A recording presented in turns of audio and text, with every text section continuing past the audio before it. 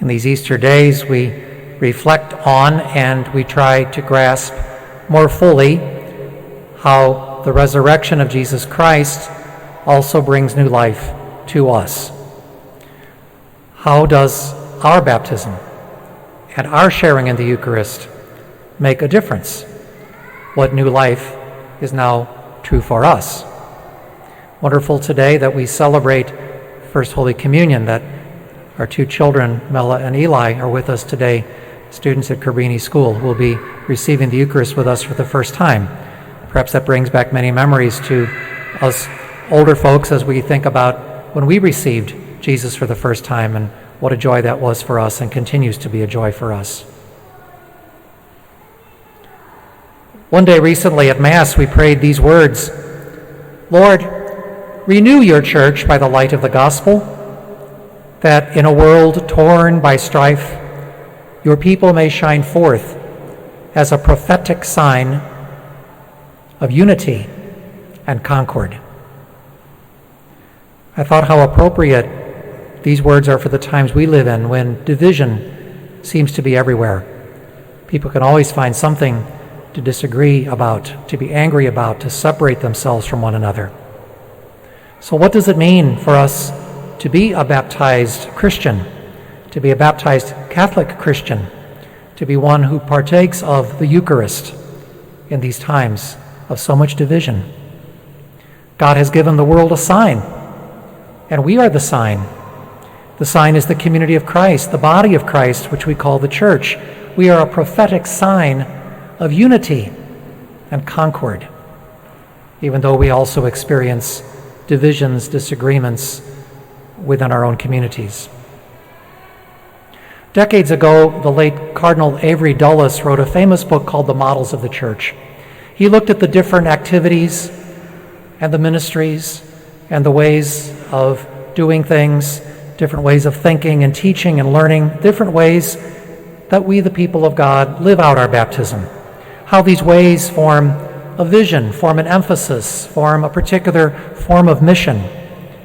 And he spoke of the church as being a community, the church as being an institution, as being a sacrament, of being a servant, of being a proclaimer or a herald.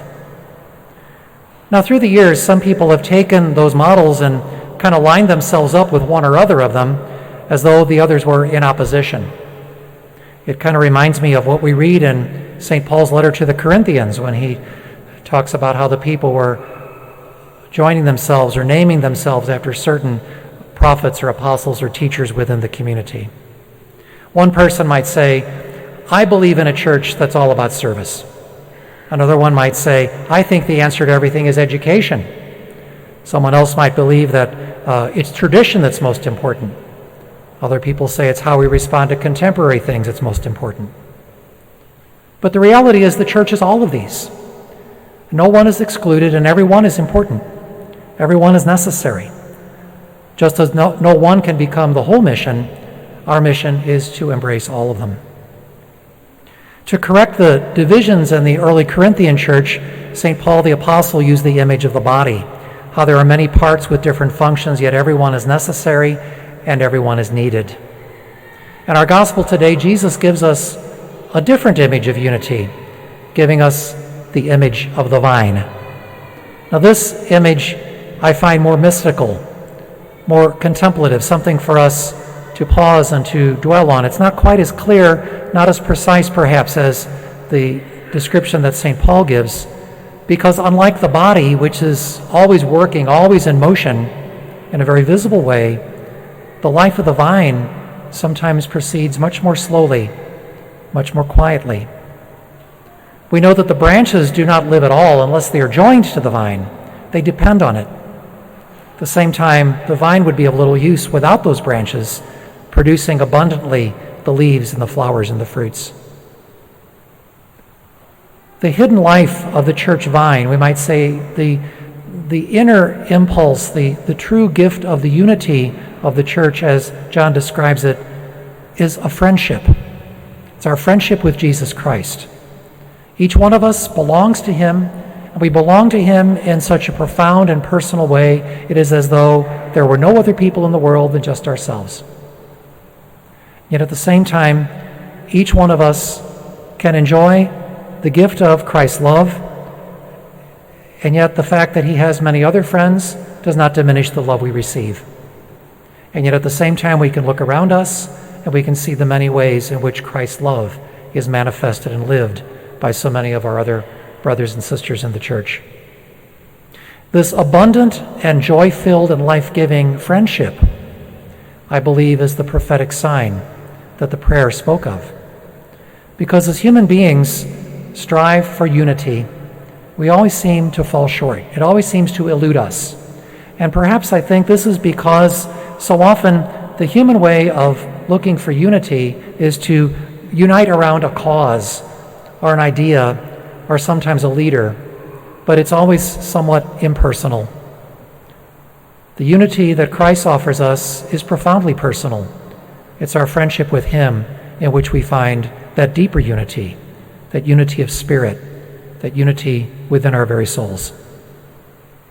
The gospel sign, that prophetic sign of unity and concord, is this friendship. It is this friendship that with God also embraces our friendships with one another. So how today, as we reflect on these mysterious words from John, how might we deepen our friendship with Christ? Well, perhaps one way I would suggest is that we might learn to embrace the opposite.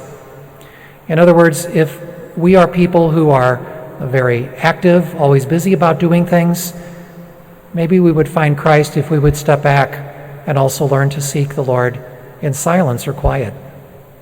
For those who love tradition, to learn to embrace the freshness of the new. For those who love change, to appreciate the beauty of all that has gone before. In everything and in everyone, then, we're looking for Christ, not just what we would prefer or be ordinarily led to, but can we find Christ even in those things that seem so different from us? Looking for Christ who lives in all of us through the power of the Spirit. Our individual perspectives, our ideas, our talents, our abilities, our interests are all given to us for the benefit of others, for the benefit of all. Gardeners know that not all growths are beneficial. Some need to be trimmed and pruned in order that the plant might truly flourish and grow better. The closer we come to Jesus, the more the Spirit of truth will show us within ourselves what is good, what is not so good, what is strong, what is weak, to continue to help us grow, to be more deeply in love with him, so as to be more deeply in love with all of his people. This is the gift of the Spirit. It's the gift that we have been given in order to share with the world, to bring us from disunity and to be that more prophetic sign of unity and concord.